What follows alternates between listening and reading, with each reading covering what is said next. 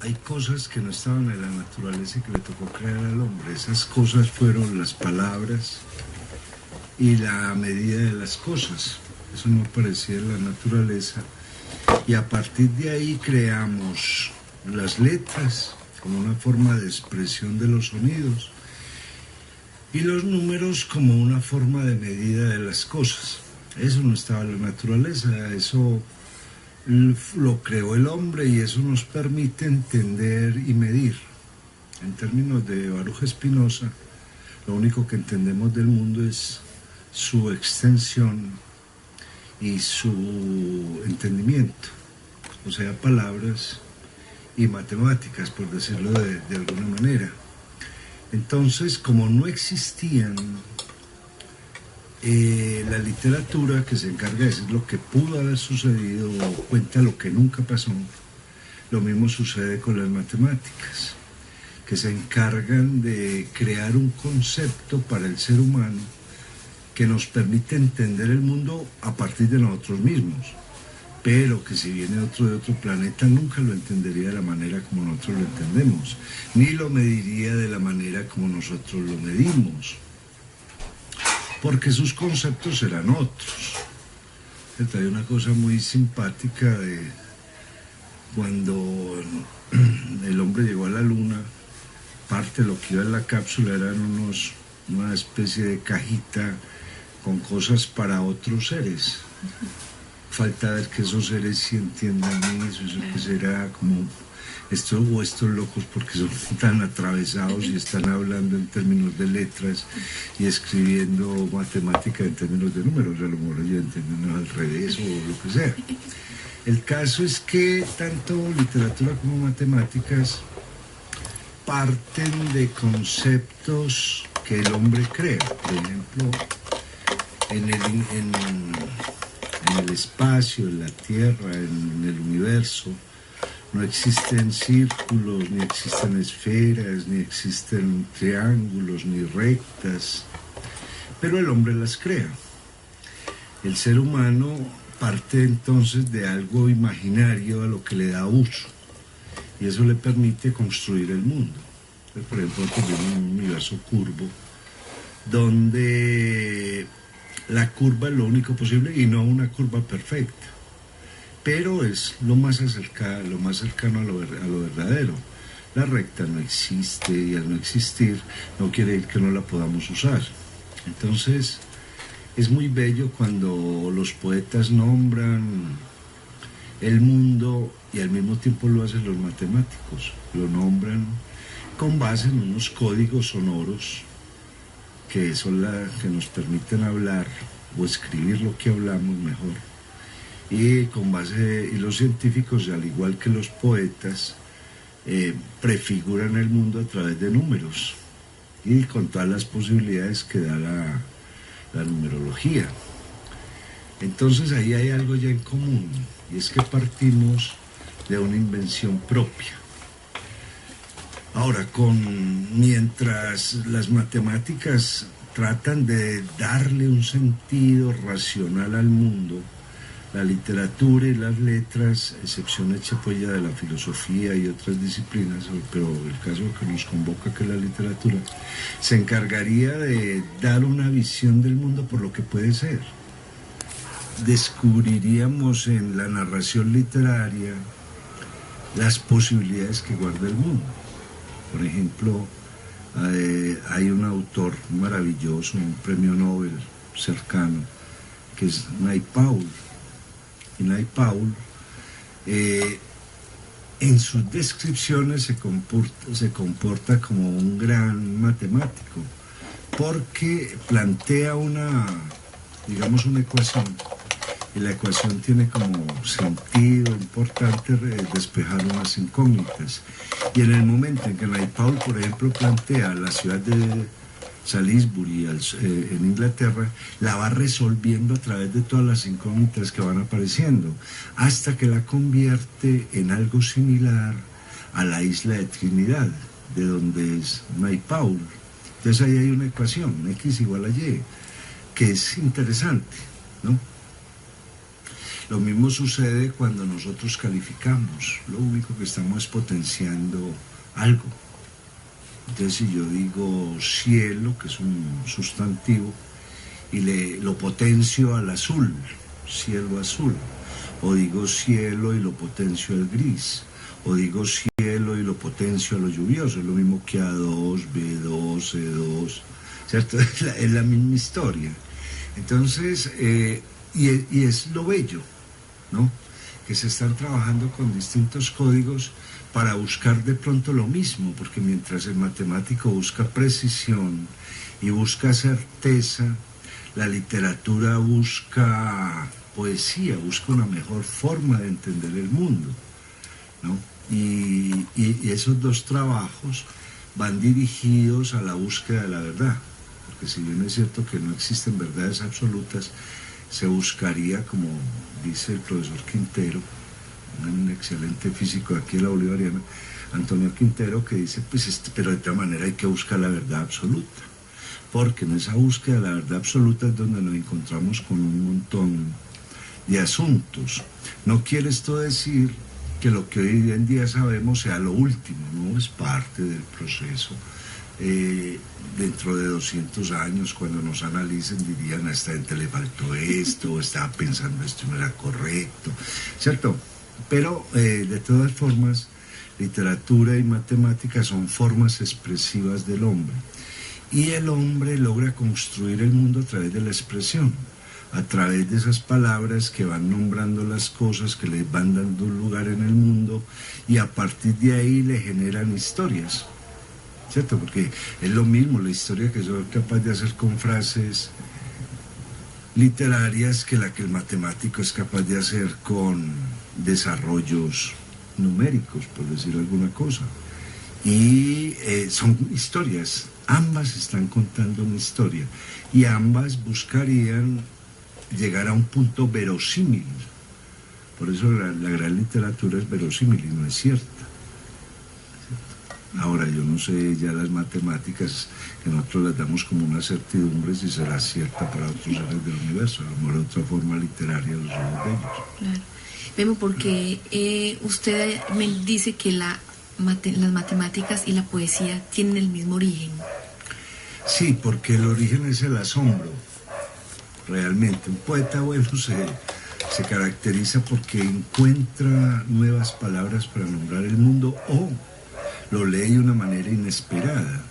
Eso se debe a que se asombra permanentemente. Lo mismo le pasa al matemático. Cuando uno analiza los primeros matemáticos, por lo común los cuadros que aparecen en los libros es gente mirando el cielo.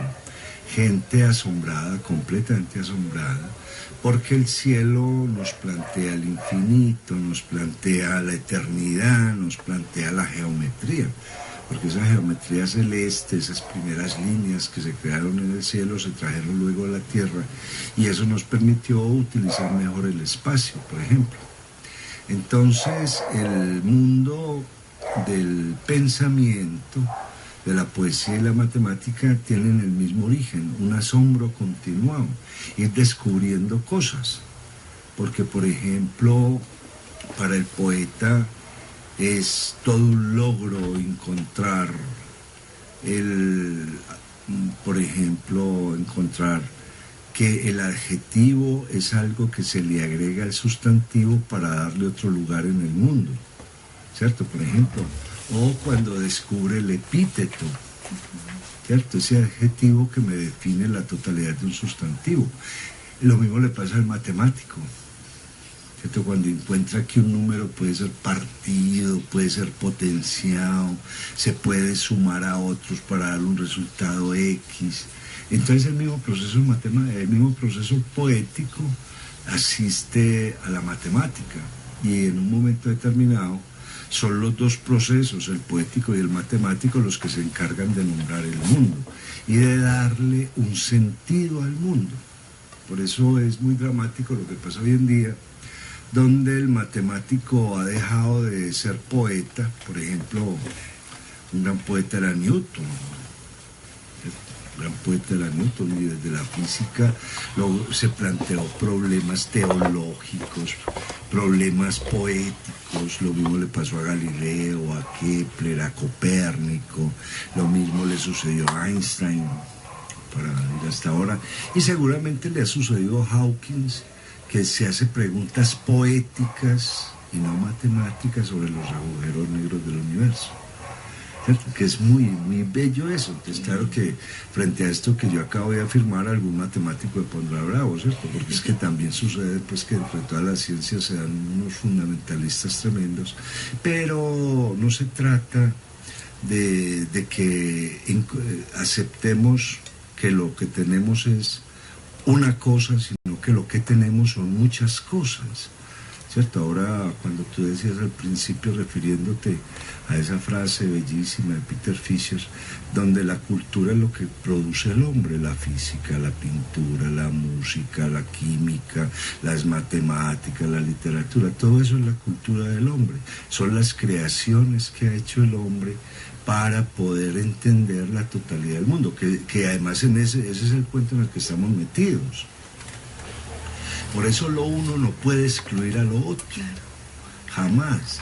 De hecho, por ejemplo, en el lenguaje matemático se sigue una gramática muy fuerte, una gramática ortodoxa, para que uno no pueda saltarse ninguno de los elementos si lo que busca es un resultado determinado. Lo mismo sucede con el lenguaje. El lenguaje, en la medida en que se ajusta a una gramática, a una forma de pensar, establece un orden. Y todo orden, tanto matemático como literario, apuntan a una sola cosa, a la belleza, a la estética. Ahí en el mundo que nosotros nos creamos, hay tres elementos importantes. Uno que es la bondad, que lo daría la ética, otro que es la belleza, la estética, y finalmente la justicia, lo exacto, ¿cierto? Entonces, tanto el lenguaje de la bondad como el lenguaje de la belleza buscarían la exactitud para lograr el cometido que buscan. Lo mismo le pasa a las matemáticas. Tenemos que entender las matemáticas como algo bondadoso, porque buscarían lo mejor para nosotros. Y quizá como algo ético también. Sí, claro, y tendríamos que buscar las matemáticas, la belleza. No es de extrañar de que se le haya nombrado la música de las esferas, porque el orden que plantea es bello, y tendríamos que buscar lo justo, la precisión. Entonces, a partir de ahí, este par de mundos se unen y empiezan a convivir juntos, además, porque eso es un problema del tercer mundo, donde nosotros creemos que las cosas están separadas. Eso le iba a preguntar, Memo, porque de un momento a otro como que lo separaron, y como que el que sea matemático no puede acercarse a las letras y viceversa. Sí, yo creo que es un problema del tercer mundo, donde la gente está tan sola que todo el mundo habla solo. ¿Cierto? Aquí nadie se lee, nadie se investiga, nadie se preocupa por el otro, y eso ha hecho pues que esto se vuelva como un montón de muñecos parlantes. Todos hablan, nadie se oye y nadie entiende qué es el otro. Por ejemplo, un gran matemático como Bertrand Russell no solamente entró en el mundo de las matemáticas, sino que se hundió en el mundo de la filosofía y en el de la literatura, porque los mejores cuentos ingleses que se escribieron sobre el diablo los escribió Bertrand Russell, ¿cierto? Por ejemplo, entenderíamos que un poeta como Hölderlin se preocupa por las matemáticas. Veríamos, por ejemplo, como un hombre como Thomas Mann, en La montaña mágica, donde asume el problema de la enfermedad, de la soledad, del abandono, de los problemas sociales, también se empieza a plantear principios matemáticos. Y en un libro que se llama El Doctor Fausto, donde trabaja la música ya necesariamente es matemática, ¿cierto? Es una cosa preciosa. Y cuando Hermann Hesse escribe el libro de Avalorios, un libro que a mucha gente no es capaz de leerlo, es porque él se mete en problemas matemáticos, los problemas de la voz, ¿cierto? Las tonalidades de la voz, y aparece ese juego de Avalorios que de hecho es un juego matemático, ¿cierto? Entonces nosotros hemos separado las dos cosas Yo me atrevería a decir, porque cada uno quiere demostrarle al otro que es más inteligente, porque pues es una de las demostraciones de por qué el tercer mundo es el tercer mundo. Claro. Cuando uno lee un cuento como El escarabajo de oro de Edgar Allan Poe, es un cuento montado en principios matemáticos, ¿cierto? Total, y se pone como ejemplo en todas partes el escarabajo de oro.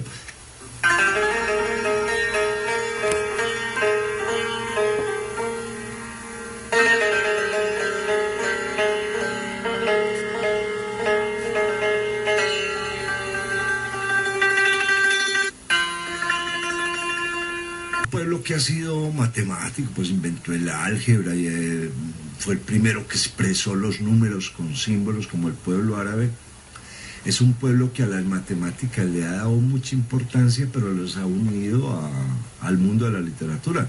Entonces, por ejemplo, Las Mil Noches y Una Noche es un libro que, a pesar de que nos lleva a la fantasía, de que nos cuenta un montón de historias, es un libro matemático, porque todas las historias van unidas, la una responde a la otra, es casi que un juego algebraico, donde cada cuento, o la mayoría de los cuentos, tiene como número básico el 3, que es muy interesante, y de cómo ese 3, que en el mundo del Medio Oriente tiene que ver con el movimiento, es el que desarrolla la teoría de las 1000 noches y una noche, y cómo ese número 1000 de las 1000 noches y una noche es también el número mucho, porque es una palabra que no traduce 1000, es una palabra que traduce mucho.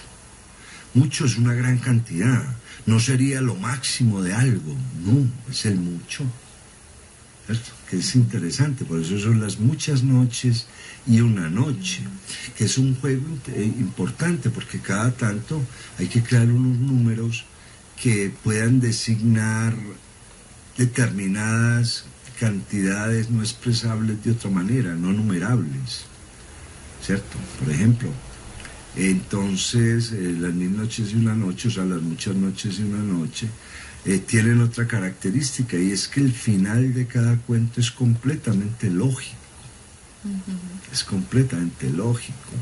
Eso une dos elementos importantes: la estética, a través de lo que se cuenta con las mejores palabras, y las matemáticas, porque desarrollan lógicamente el cuento. Entonces, esa pues, es una de las demostraciones claras de lo que se ha podido hacer con la literatura, sin contar los sistemas que se han utilizado en la literatura, por ejemplo, en novelas como El Teorema del Loro, o en novelas como El Diablo de los Números, de Eisenberg, donde Eisenberg pues, hace una demostración, es que podemos contar de manera literaria el desarrollo de los números, ¿cierto? O cuando nos encontramos con escritores científicos como Isaac Asimov, que utiliza la física, la química, el electrón zurdo, bueno, cualquier cantidad de términos científicos para escribir grandes novelas como Fundación 1 y Fundación 2 y Nueva Fundación, que serían el antecedente literario a lo que es el proyecto Marte hoy en día, ¿cierto? Entonces, la literatura como forma de expresión se ha preocupado también mucho por expresar la ciencia, y parte del problema de muchos científicos es que no expresan de manera literaria lo que en números han sido capaces de expresar. Ahí hay como una faltante, porque eso es lo que dice Peter Fisher, ¿cierto?, en La Otra Cultura, donde cualquier cosa se puede expresar siempre y cuando se tengan las palabras adecuadas para ella. O sea, no podemos pensar en silencio, ni nada que se haga no desemboca necesariamente en un cuerpo, porque sin nada que nombrar no tendríamos nada, por más que se trate de matematizar algo, siempre desemboca a algo nombrable, ¿cierto? Entonces ahí vería de cómo los norteamericanos, los europeos que producen tanta ciencia ficción, ha sido por lo común personas que han entendido muy bien que se puede narrar lo científico. Incluso Orhan Pamuk, el último premio Nobel, en un libro maravilloso que se llama Una nueva vida, donde a un estudiante de ingeniería se lo roba el contenido de un libro. Claro, ¿cierto? Y Pamuk, que iba a ser ingeniero, que además le gusta la pintura, hay que tener en cuenta que muchas formas de diseño, como los de Escher, son matemáticos. Él también se mete en ese cuento, ¿cierto? A ver qué pasa si a un estudiante de ingeniería. O sea, no se lo robó, el libro no le robó a ningún poeta, ni se robó a ninguna muchacha enamorada, no, un estudiante de ingeniería, racional, lógico, se lo roba. Y eso es bellísimo en esos textos. Entonces uno ve, por ejemplo, la pobreza que existe entre nosotros cuando los literatos temen asumir la ciencia y viceversa, cuando los científicos temen asumir lo literario, que es un temor muy marcado en América Latina. Pues de hecho, el primer libro en español que menciona la ciencia es la Cien años de soledad, ¿cierto? Donde es Melquíades el que trae el astrolabio, el que más o menos le explica a José Arcadio Buendía cómo se mira el cielo a través de sus aparatos, cómo se toman las medidas, etcétera, etcétera. Pero no pasa de ahí, ¿cierto? Cuando uno en Francia, por ejemplo, Julio Verne fue un gran investigador de lo que estaba sucediendo en el siglo XIX. El siglo XIX crea los fundamentos de lo que hoy en día nosotros llamamos ciencia ahora. Y Julio Verne lo único que trata es de expresar eso que sucede en historias literarias muy bien fundamentadas, donde ya nos hacían imaginar mundos técnicos. Lo mismo va a hacer H.G. Wells. H.G. Wells se plantea un problema enorme que es el problema del tiempo y escribe La máquina del tiempo. O sea, la máquina del tiempo está fundamentada o está escrita bajo premisas matemáticas muy interesantes. Lo mismo sucede con los alimentos de los dioses, donde ya ese H.G. Wells piensa en estos alimentos transgénicos que hoy en día nos estamos comiendo. Entonces, yo creo que hay un problema en nuestra educación. Uno que es muy grave, y es que nos explican lo matemático sin decirnos eso, por qué se hizo y para qué se hizo. O sea, qué problema estaban resolviendo en ese momento, por qué es necesaria el álgebra, pues hay que explicar por qué, claro. ¿Cierto? Y cuál era la problemática que buscaba resolver el álgebra, por qué es importante la geometría y por qué la creamos, pero no entrar en un mundo donde se da una información de manera abstracta y simplemente se pide que el alumno responda con exactitud a eso que le acaban de enseñar. Y lo mismo pasa con los que dan humanidades, o los que se dedican que empiezan a desconocer que hay un mundo científico y que ese mundo científico nos rodea y que está aquí presente y que permite poetizar el mundo, permite crear toda una esfera donde ciencia, tecnología y pensamiento y literatura pues conviven juntos.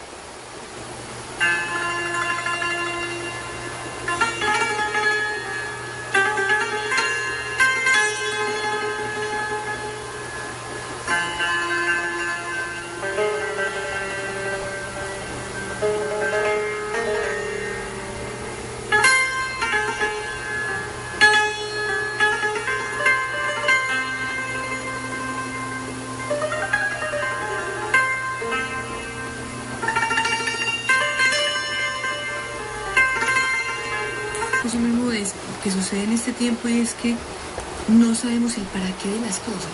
Nadie nos ha enseñado el para qué de las cosas. Sí, claro. Y ese es el meollo de porque lo que usted acaba de mencionar, porque las matemáticas no sabemos para qué afrontarlas, para qué entenderlas, para qué estudiarlas, para qué sirven los que no están en el área de las matemáticas, y lo mismo sucede con los que están en el área de las letras. A ver, ahora aquí en Medellín están pasando cosas maravillosas. Y es todo un programa donde los científicos empiezan a hablar. Todo parques donde la gente va a entender la ciencia. Y lo lindo de eso es que esos parques se unen a centros de cultura para poder unir los dos conceptos. Es que ninguno de los dos va por fuera. El escritor que diga, hombre, a mí las matemáticas no me importa, pues le falta cultura. Y el matemático que diga, yo no leo ficción, también le falta cultura. Pues la cosa es así de evidente. A ver, ¿qué va a suceder? ¿Por qué los europeos, los norteamericanos, los argentinos nos llevan? Porque es que se hacen preguntas. Es que la pregunta que se haga un escritor no tiene por qué ser científica. O sea, un escritor puede especular con los números como quiera. De hecho, hubo varios intentos de hacer matemáticas no convencionales, a partir de la locura, sí, pero fue al menos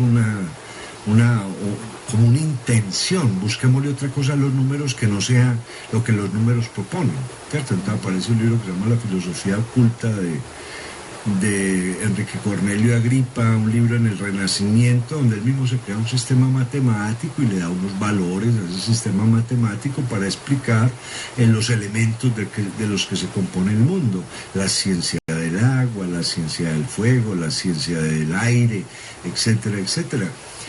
Raimundo Lulio, que buscó el martirio en las tierras de los moros, pero nunca se lo dieron. Terminó, es un personaje muy bello, ¿cierto?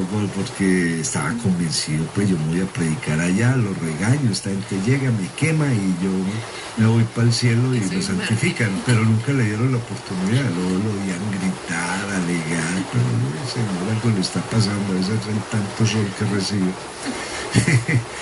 El hecho es que se inventó un sistema para dar respuestas, mezclando palabras, respuestas exactas, ¿cierto? Entonces, desde la Edad Media y desde el Renacimiento ya vienen las propuestas, eso sin contar con las propuestas de los cabalistas, ¿cierto? Porque es que, a ver, la Kabbalah no es un sistema mágico, eso es lo popular, lo que le venden a la gente. La Kabbalah es un sistema filosófico para encontrar el sentido que tienen las palabras y lo que hay detrás de las palabras. Eso es la Kabbalah. La Kabbalah no sirve ni para adivinar la suerte, no para nada. Y dentro de los conceptos de la Kabbalah está el que las letras son números. Y que de hecho cualquier palabra a través de la gematría, que es un sistema que le da un valor a cada letra, y al sumar todos esos valores, lo reduzco a su suma mínima, y a partir de ahí obtengo otro concepto. ¿Pero esa gematría existe en todas las culturas o solamente...? No, la gematría es algo que se utiliza en la cultura hebrea. A través de eso, parte de un libro que se llama el libro de la creación, o el libro que es el Sefer Yetzirah. Ese libro, o de los principios, que es muy bello, sostiene que hay 32 caminos de sabiduría, 22 letras hebreas y 10 números convencionales, ¿cierto? Del 0 al 9. Y que a partir de ahí todo es posible de crear. Y es un hecho, pues, ¿cierto? Hoy en día sabemos que una biblioteca se llena simplemente cambiando una letra de orden, una por otra, y vamos creando palabras y palabras, las palabras las numeramos, les metemos números, hacemos 20.000 cosas, y en esos 32 caminos de sabiduría, que son 32, 3 más 2, 5, ¿cierto? Que así es como funciona la gematría.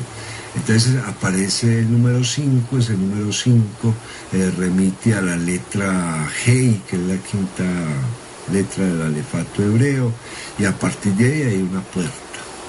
La sabiduría lo único que hace es abrir puertas, ¿cierto? No es otra cosa. Entonces es muy bello cómo se utiliza lo que tenemos para pensar más.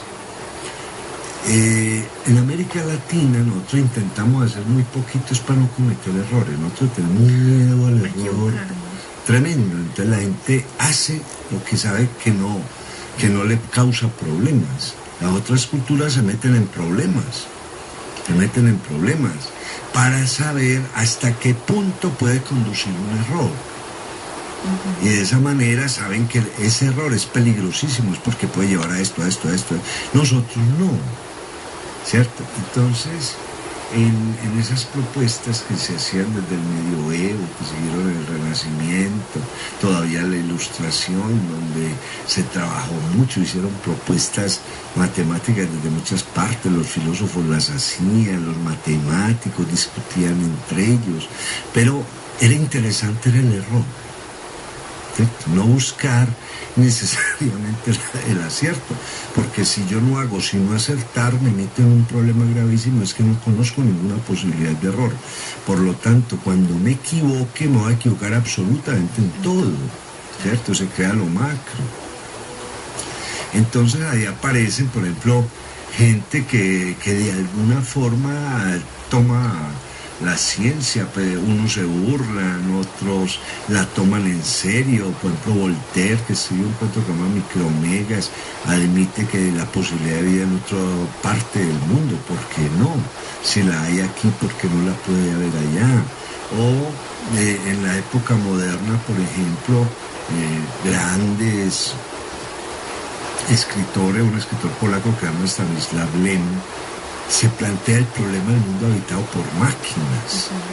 O sea, ¿qué sentido tiene llenar el mundo de máquinas y volverlas inteligentes si esas mismas máquinas van a llegar a un tiempo que no van a encontrar espacio, y al carecer de espacio se van a destruir unas a otras para ganar el espacio, por ejemplo? Es una reflexión lógica. Entonces, yo me acuerdo de unos cuentos maravillosos, un libro maravilloso que se llama Fábulas de Robots. ¿Cierto? El problema del robot. En el robot y en la máquina todo está previsto. O sea, si la máquina no hace lo que no cumple con el oficio para la que fue diseñada, está mal, ¿cierto? Se dañó la máquina. Si una máquina para tejer comienza a dar las puntadas al revés, se dañó la máquina. Entonces en el trabajo de la máquina todo está previsto. Lo mismo va a suceder en el robot. El robot hace esto, no hace cosas distintas. Pero Lem, dándole algún derecho al robot, dice que de pronto se mezclan informaciones y es capaz de hacerse una pregunta. Es capaz de hacerse una pregunta, y esa primera pregunta que se haría un robot sería: ¿yo dónde estoy y qué estoy haciendo? ¿Y por qué soy yo nomás? Entonces se volvería a presentar el caso del monstruo del Dr. Frankenstein, ¿cierto? Que el robot buscaría compañía para poder certificar que él sí es un robot. Entonces, mire, a lo largo del tiempo, literatura y matemáticas se han vuelto, digamos, un fundamento la una sobre la otra, porque permite imaginar.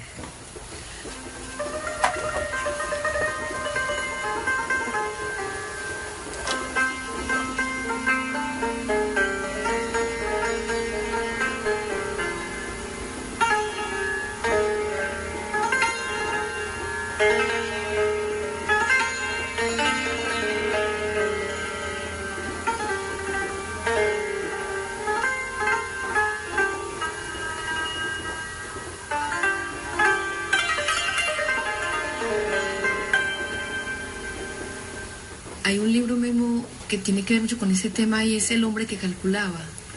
Ese es un libro bellísimo. Es un libro bellísimo porque, a pesar de que aparece con el nombre de Malbataján, que sería el autor, Malbataján, el autor era brasileño. A ver, aquí hay una cosa que es muy, muy interesante en este texto. De hecho, este profesor brasilero que se llamaba Julio César Melo y Sousa.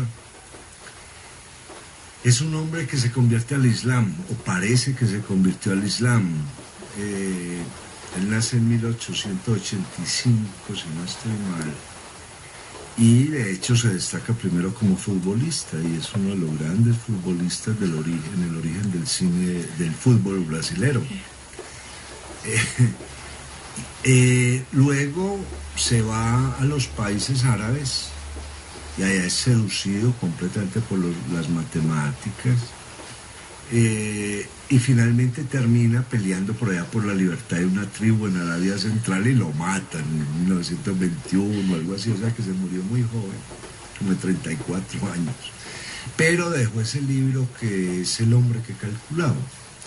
El hombre que calculaba es una mezcla muy bella de literatura y matemáticas, o sea, porque es una historia. Hay que hacer un viaje, el viaje tiene un final y mientras los personajes van caminando, mientras Samir va caminando, se van haciendo preguntas matemáticas y las van resolviendo, ¿cierto? Van resolviendo.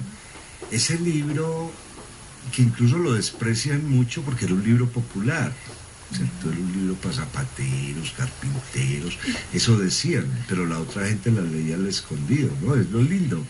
¿Cierto? Claro, es que mire, el tercer mundo produce muchas novelas por eso, porque es que somos muy locos, ¿cierto? No, eso no sirve para nada, tal, pero corrían y todos los ingenieros le escondían debajo, los que les gustaban las matemáticas, a ver si eran capaces, ¿cierto? Porque es un reto, es simplemente un reto.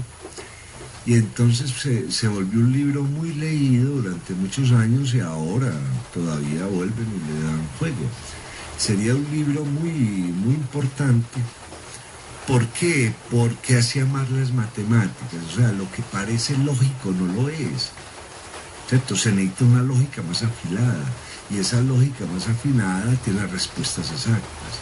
Busque esas respuestas exactas. Hay algo, por ejemplo, que de lo que se burlan mucho son de las discusiones bizantinas. Esas discusiones de Bizancio donde nadie ponía de acuerdo, cuántos ángeles caben en la cabeza de un alfiler. Hombre, esas preguntas no buscaban un final, lo que buscaban era que usted afilara el cerebro, de que lo preparara para preguntas difíciles, para meterlo en problemas difíciles. Y de alguna forma este librito cumplió durante muchos años con esa tarea de asombrar a través de las matemáticas, de que la gente se enamorara de las matemáticas, de que supiera que hay otras cosas, ¿cierto?, en las cuales pensar. Pero fue, como vuelvo y le digo, fue uno de esos libros despreciados por los cultos, entre comillas, y por los sabios, entre comillas, cuando cumplía el papel que tenía que cumplir, ¿cierto? Porque no se trata, vuelvo y repito, de que la interpretación que hace la literatura de las matemáticas sea una interpretación netamente científica, no para nada. Tengo todo el derecho, como escritor, de imaginarme qué puede pasar en una ecuación, ¿cierto? Cuando Aldous Huxley crea esa teoría de los primeros clones en un mundo feliz. Feliz es un hombre que está trabajando desde el punto de vista médico y desde el punto de vista de la bioingeniería, de la ingeniería genética. Y se hacen muchas preguntas. Hoy en día nosotros nos dan terror las preguntas, nos da terror que nos cuestionen, nos da terror que nos planteen otra posibilidad. O sea, desde ese punto de vista nos hemos vuelto unos psicópatas porque la realidad es tremendamente corta. O sea, simplemente acción-reacción, ¿cierto? Pero no hay esa... hay que mirarlas por todos lados. O sea, y lo que, como decía un amigo mío, eso que usted dice puede que no sea cierto, pero de tal manera hay mucha gracia, ¿cierto? Claro. Ya, buscándole otros espacios a la comunicación humana, a las preguntas humanas, a nosotros se nos está olvidando el principio básico de la humanidad, que es la conversación. O sea, los seres humanos existen mientras conversan. En el momento en que nos empezamos a confinar, y lo que es peor, a confinar de manera extensiva, o sea, encerrar bloques y bloques llenos de personas que no conversan, en esa medida, pues tendemos a desaparecer. Hay algo muy claro que ha sostenido vivo el judaísmo a lo largo de los últimos 2000 años, las discusiones. Todo se discute, todo tiene una posibilidad. Después Kant diría en ese artículo maravilloso que escribió sobre la ilustración, diría, nada está completo, sigamos buscando, ¿cierto? Lo que tenemos sirve, pero hay que completarlo, hay que avanzar mucho más. Y yo no sé qué nos pasó llegando al siglo XXI, que caímos en una trampa, nos metieron en una caja y no somos capaces de ver más allá de los lados de la caja, ¿cierto? Eso nos ha vuelto unas personas muy, muy nerviosas, tremendamente nerviosas, sí, porque es que nos falta poetizar, nos falta maravillarnos.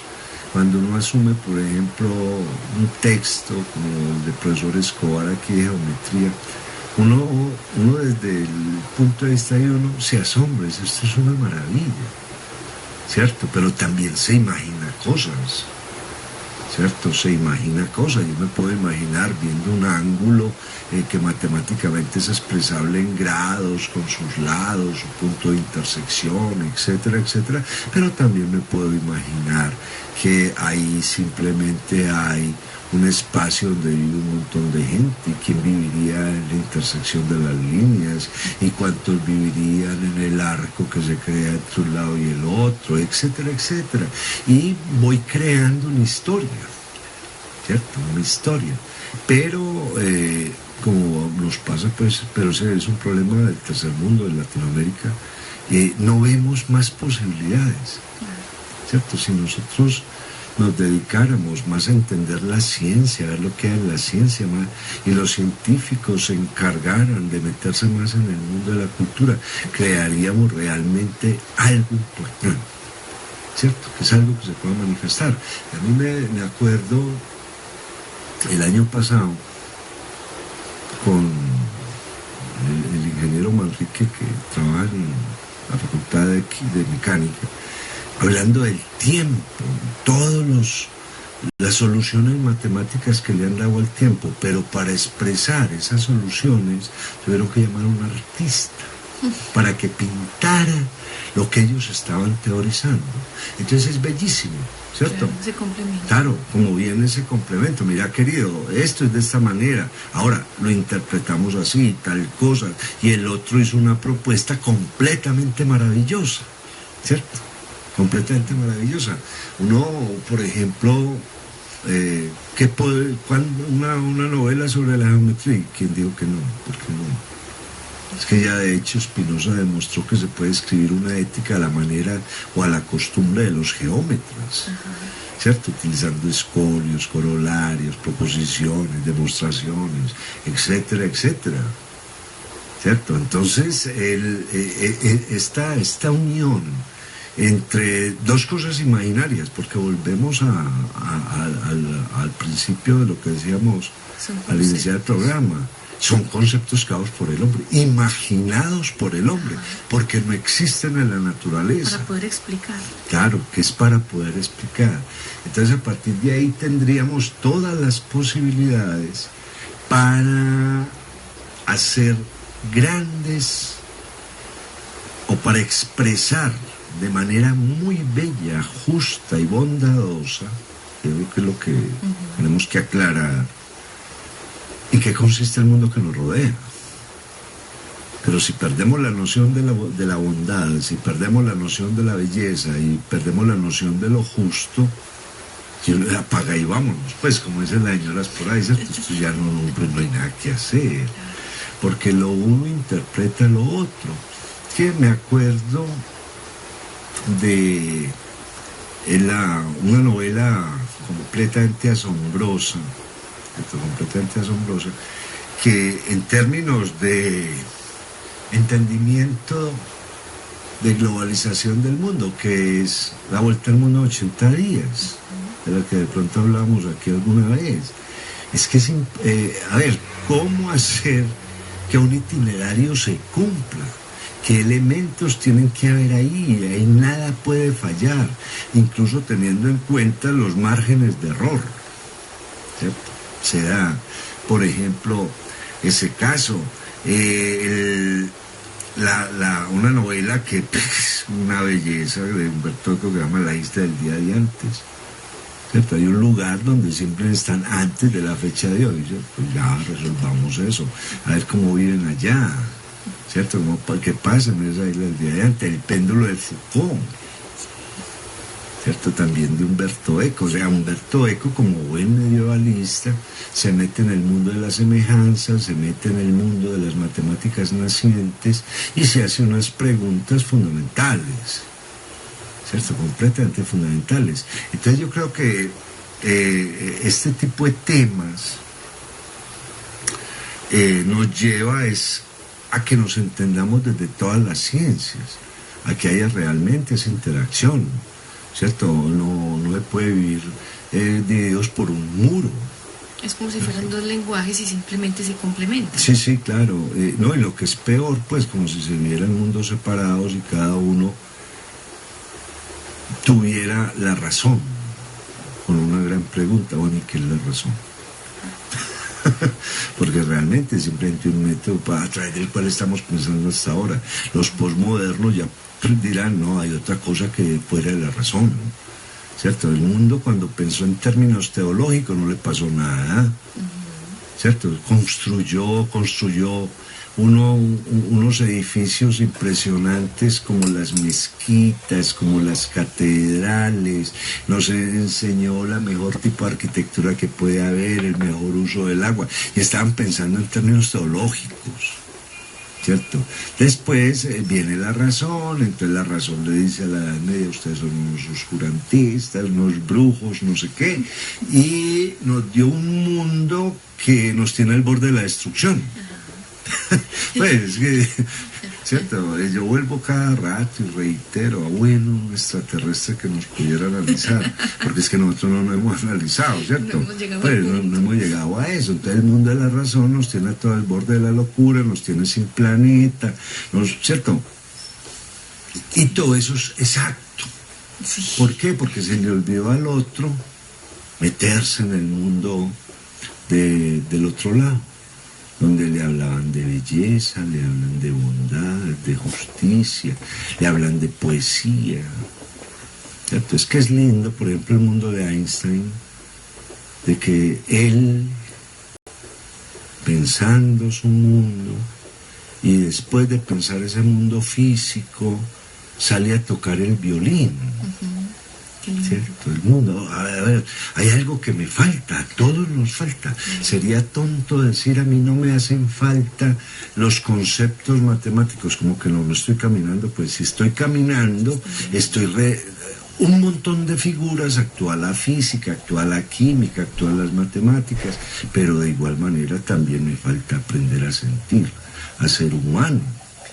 ¿Cierto? Y eso es lo que de pronto hay que ver si se juntan las ciencias naturales con las expresiones estéticas. Seguramente aparece un ser humano interesante, un ser humano que encuentra que los números, las máquinas tienen un sentido, pero que no son fines.